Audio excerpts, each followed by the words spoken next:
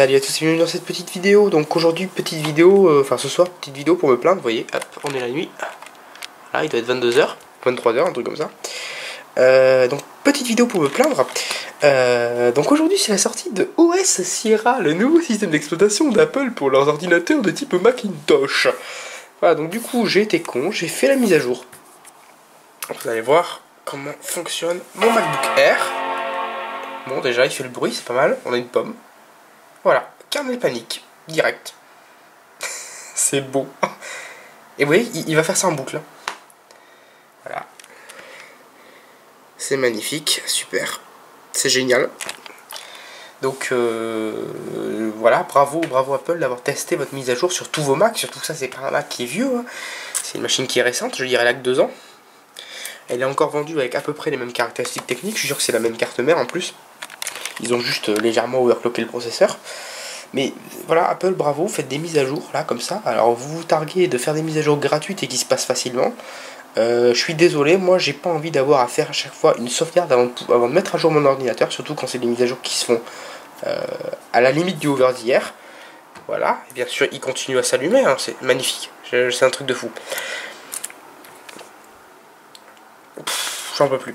Donc là, vraiment, ça m'énerve. Donc je vais passer la nuit à essayer de fixer ce truc-là, essayer de le réparer. Apparemment, c'est un problème de permission qu'il y aurait sur le disque. Alors le petit souci, c'est qu'à l'époque, on avait un truc qui était sympa pour gérer les permissions, pour les réparer. Ça s'appelait Disk Utility, ou utilitaire de disque. Mais forcément, quand Apple a vu...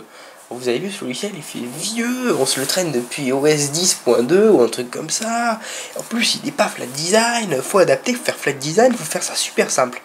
Et bien maintenant, Disk Utility ne vous permet même plus de réparer les permissions qu'on a sur le disque, les permissions sur les fichiers. Donc du coup, bah, vous êtes dans la merde, vous êtes obligé de passer par la ligne de commande. J'ai testé la ligne de commande, forcément en mode recovery, parce qu'il y a un mode recovery qui existe sur ces machines. Je vais... Ouais, voilà, typiquement, il y a un problème de permission, voilà, c'est ce qu'il me dit. Alors, faut allumer, faut faire commande et R. Voilà, donc il y a un mode recovery qui existe sur ces machines qui permet de lancer un mini système d'exploitation avec des utilitaires. Et il y a bien un terminal pour pouvoir rentrer les commandes. J'arrive même pas à rentrer en recovery, c'est un truc de fou. Bah écoutez, je rentre en recovery puis on se rejoint juste après. Voilà, ça y est, on a booté en recovery. Donc quand on arrive en recovery, on a la possibilité de faire 4 choses. Soit utilitaire de disque, où il vous dit qu'il peut réparer un disque, mais en réalité c'est faux, ça marche pas. Un petit navigateur internet, réinstaller macOS 10, solution de facilité, mais je sens que je vais devoir y aller.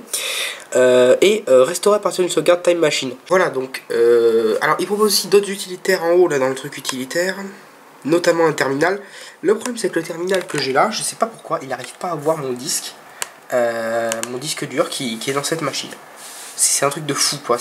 J'en ai vraiment marre, quoi. Vous imaginez un petit peu le client professionnel qui s'est acheté un Mac Pro, qui a payé ça à 3 ou 4 000 euros.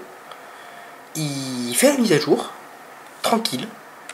Et là, il a un kernel panique au démarrage. Mais le gars, il devient fou, quoi. Je pense qu'il prend la machine, il la jette par la fenêtre. Moi, je ferai jamais ça parce que, voilà, ça coûte cher ces saloperies et je peux pas en acheter 40 par an.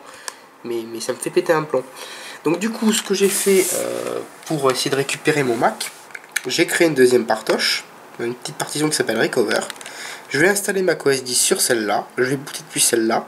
Et ensuite, je vais bouger toutes les infos de là dans un disque dur externe. Et je vais réinstaller par-dessus sur tout le disque. Ou je vais faire un truc comme ça. Je vais essayer de faire un transfert de données. Enfin, je vais voir ce que je peux faire. Mais je vais devoir faire une installation propre, quoi. Enfin, c'est pas normal. En théorie, c'est une mise à jour, je veux dire. Même la mise à jour Anniversary Update de Windows 10 qui honnêtement s'installe comme si c'était un nouveau système. C'était plus fiable.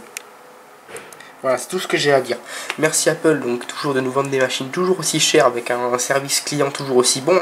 Continuez à vendre des iPhones, c'est sûr, c'est vachement plus lucratif. Moi j'adore. Voilà, donc... Puis surtout, dans ce cas-là, si vous faites des mises à jour, vu que vous les imposez aux clients, hein, parce que je suis désolé, si jamais vous achetez un logiciel genre Final Cut Pro, si vous n'avez pas mis à jour votre Mac, par exemple si vous êtes toujours sous 10.8, il y en a, hein, et bien là les mises à jour de Final Cut Pro qui en ce moment vous pouvez pas les installer, donc vous êtes obligé de faire la mise à jour.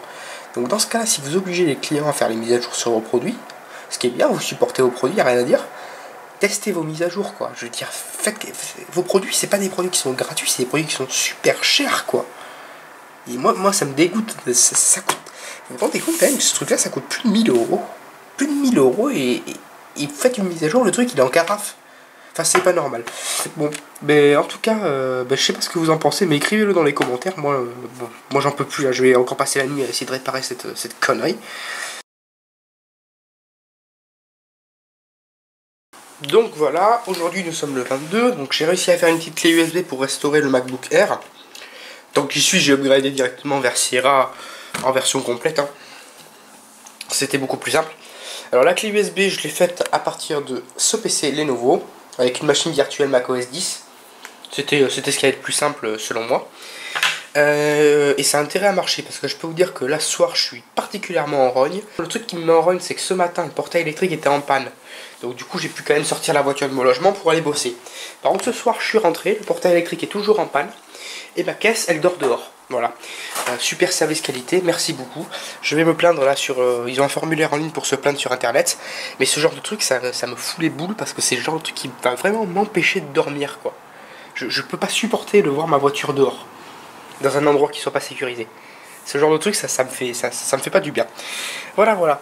Donc on va certainement continuer ce soir la restauration du Mac, et puis je vous ferai un petit point si ça a bien marché. Donc voilà, le Mac est en train de se restaurer, moi aussi, hein, j'ai fait un plat de pâtes pour essayer de me calmer. J'ai essayé un truc dans ma résidence, il y a une astreinte qui est censée fonctionner. Du coup j'ai appelé le numéro d'astreinte. Alors il faut savoir que ce numéro là, c'est bon théoriquement pour beaucoup de cas d'urgence. Si vous avez un incendie, des conneries comme ça quoi.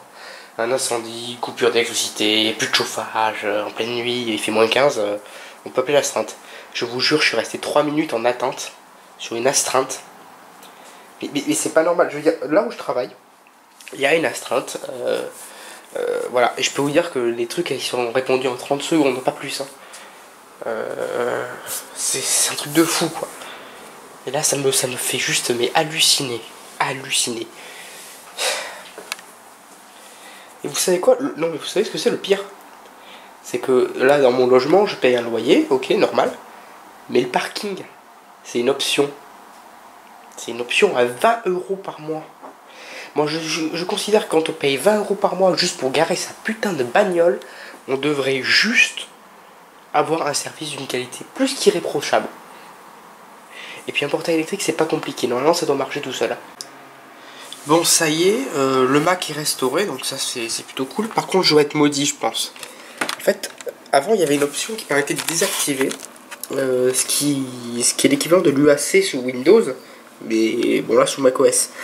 Ça permettait tout simplement de charger des applications, tout simplement qui n'étaient pas de développeurs identifiés, c'est-à-dire de développeurs qui n'ont pas publié sur cette petite chose qu'on a en bas qui s'appelle l'App Store.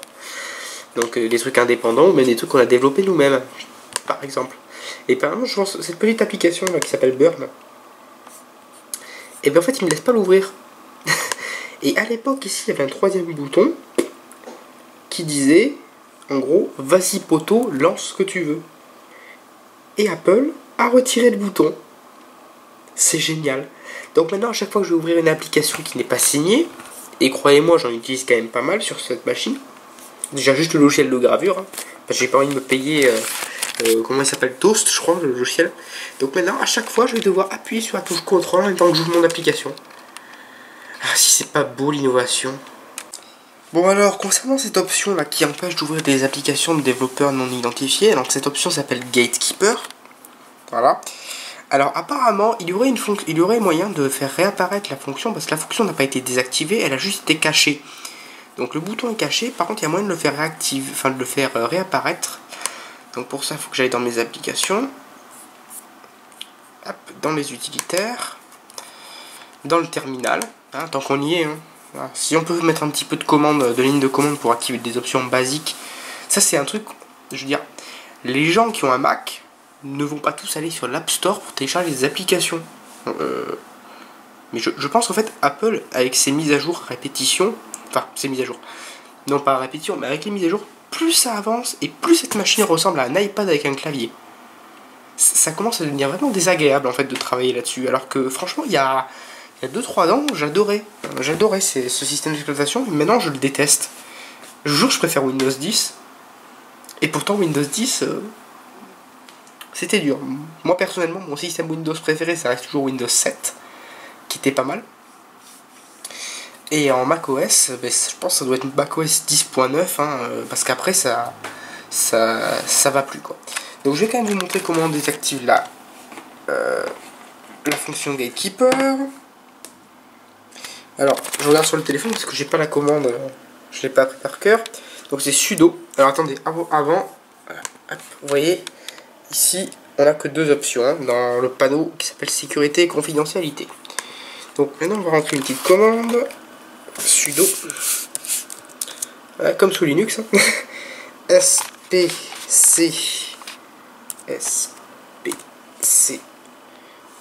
tl moins master moins disable D-I-S-A-B-L-E. On appuie sur entrée, le mot de passe. C'est bon, le mot de passe est rentré. Alors maintenant on va aller voir la fenêtre. Il n'y a toujours rien, je vais redémarrer juste le programme qui s'appelle Réglages, qu'on a en bas dans l'App Store. Enfin dans l'App Store, dans le dock, pardon. Alors hop. Oh regardez. Regardez un peu, c'est magique. Et d'ailleurs par défaut, ça c'est cool. Et bon, super mot de passe, 3 caractères, vachement infaillible, bien sûr. Voilà. Et par défaut, avec la commande, il se met directement sur n'importe où. Donc normalement, maintenant, si je veux lancer mon petit logiciel de gravure, je double-clique sur Burn, je lui dis oui. Hop, il se lance en mode dans le dock. Et le logiciel se lance. Et c'est parfait. Et c'est comme ça que ça devrait fonctionner. Voilà. Bon, bah déjà aujourd'hui, hier soir, après j'ai déposé ma petite réclamation sur le site internet. Le matin, le gérant de la résidence m'a appelé, il m'a dit qu'il allait me trouver une solution. Voilà, donc ma voiture est bien garée. Alors juste derrière la Fiat Punto, là, c'est ma caisse. Donc elle est bien garée. Donc la solution, ça a été tout simplement de faire un portail électrique automatique, mais manuel. Donc en fait, j'ouvre et je ferme le portail à la mano, voilà. Pour le moment, parce qu'apparemment c'est pas le portail qui est en cause, ce serait un problème avec leur système électrique qui ne fonctionne pas. Voilà. Donc maintenant on va passer juste au Mac pour voir les évolutions qu'il y a eu avec cette installation foireuse. Donc aujourd'hui, je fais de la pub pour Electrodépôt, mais c'est pas ça. Donc aujourd'hui, ben, ça fonctionne apparemment. J'ai restauré donc tout ça sous OS X Sierra. Je vais vous le prouver, on va demander à Siri. Quelle est la capitale de la France? Pour France, la capitale est Paris. Voilà, ça fonctionne. Donc Sierra fonctionne. Alors malgré tout, de temps en temps, j'ai un kernel panique sauvage qui apparaît. Et j'ai remarqué que c'était souvent quand j'utilisais le lecteur vidéo de YouTube dans Google Chrome. Mais ça peut être aussi dû parce qu'à chaque fois j'avais l'application mail qui est ouverte. Et en fait elle téléchargeait mes mails. Et il faut savoir que sur ma boîte mail, c'est une boîte mail qui a tendance à tout conserver. J'ai plus de 70 000 mails depuis que je l'ai créé en fait. Essentiellement de la merde, hein, essentiellement du spam bien entendu. Mais je pense qu'en fait l'application mail plante, n'arrive pas à télécharger des trucs, fait planter la machine. Et pas qu'un peu quoi. Je pense qu'elle doit être un petit peu buggée cette application, du coup j'ai réinstallé mon bon vieux Thunderbird. Voilà, alors j'ai vérifié que c'était pas un problème hardware, j'ai testé la RAM. J'ai vérifié qu'il n'était pas en état de surchauffe parce que ces petites machines là elles ont tendance à pas mal chauffer. Mais apparemment c'est pas ça. Bon voilà, donc sinon à part ça, OS Sierra, je vois pas vraiment de grande différence avec ce qu'il y avait avant. Par exemple OS, comment il s'appelait avant El Capitan. Voilà, ou même OS Yosemite et Mavericks, hein, j'ai pas vu. Enfin, pour moi ça tourne toujours pareil au niveau de l'expérience utilisateur, mis à part que cette version là. Vu que je pense avoir cette application là qui est un peu buggée. Voilà, ça, en gros cette version là a tendance à planter un peu plus que les autres. Mais voilà. Bon, en tout cas, j'espère que cette vidéo vous a plu. J'espère que je vous ai pas trop emmerdé à me plaindre tout le temps. Voilà. Et je vous dis surtout à la prochaine pour une prochaine vidéo.